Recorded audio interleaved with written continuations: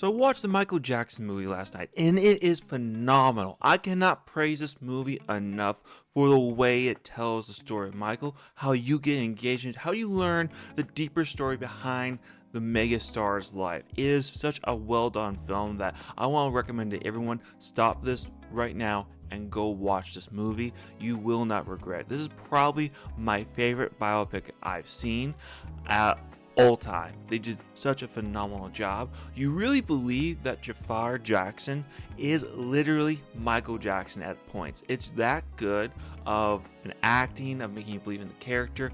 Honestly, if Jafar Jackson doesn't blow up into a megastar after this role, it's going to be truly a shame for Hollywood because he did such a phenomenal role.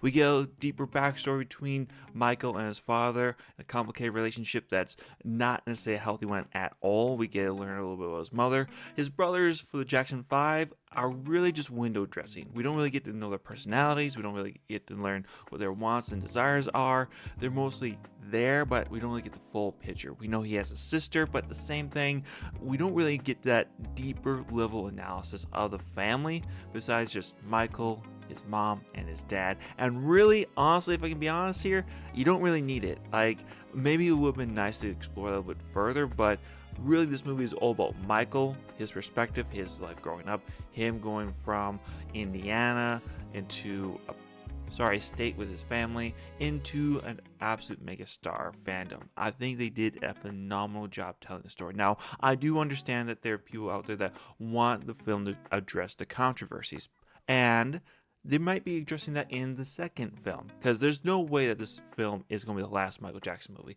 Maybe 2, maybe 3 years down the line, we'll get Michael Jackson, the star goes out, or something like that, telling the downfall of Michael Jackson or the waning years, maybe something like that. But this film does an amazing job. If you're a fan of Michael, you're going to absolutely probably love everything. I am actually not a fan of Michael Jackson.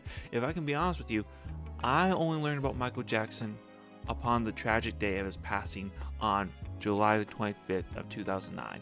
I can remember as clear as day where I was, because I was up on a bunk in summer camp where I heard on the radio, it was about 10 o'clock in the morning, where it was announced that, hey, Michael Jackson has just passed away.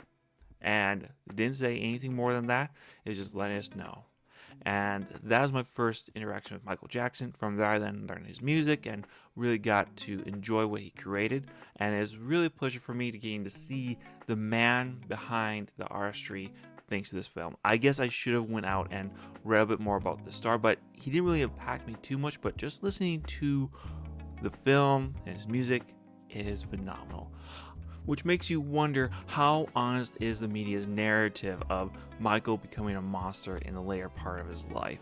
You have to really wonder about how honest is that representation for who the man actually is.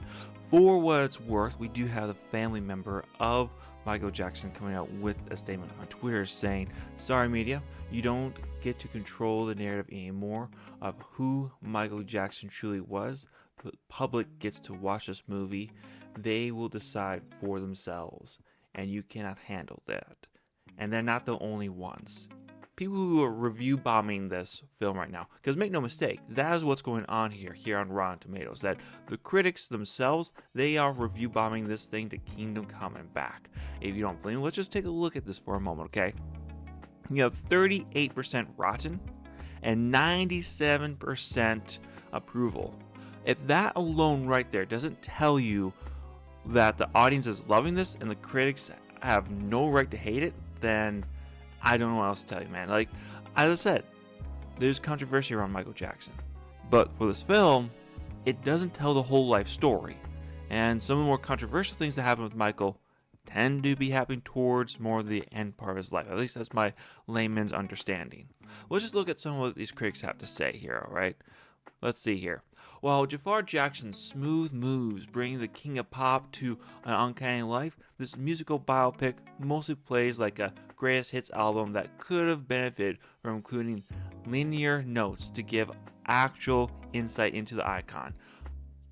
From my understanding, from what I watched, unless you never watched the film, it did that. It gave you an understanding to who Michael was, what he was wanting to do, how much pressure and how hard it was to grow up as a star, how it was to make friends. Like, at one point in the film, Michael makes the point to his mom, like, "People don't see me, Mom. people see the star, they don't see me as Michael.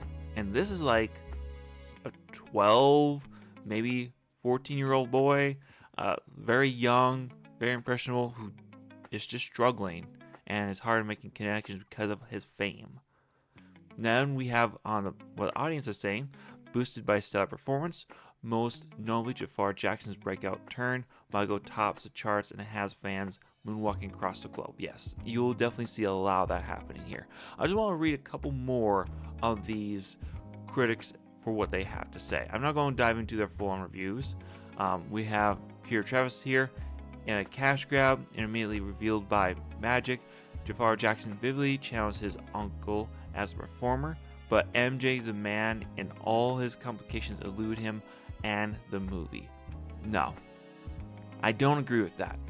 It tells you the story of how Michael was being brought up with, how he struggled, formed that, and eventually overcame. Whereas the later part, as I keep saying, that's not shown in this movie, but you definitely get the sense that there will be a second part, because Michael Jackson is a big enough star that you need another part of this movie just to tell the full story if you want to be completely honest to the character.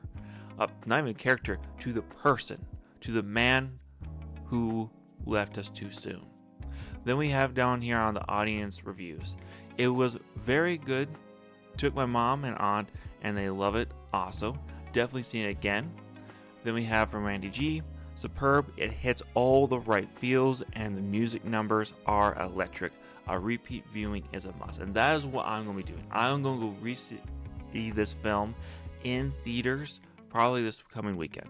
It's that good that it deserves to be seen again and again if you have not gone to see it. Like, I'm going to love this film.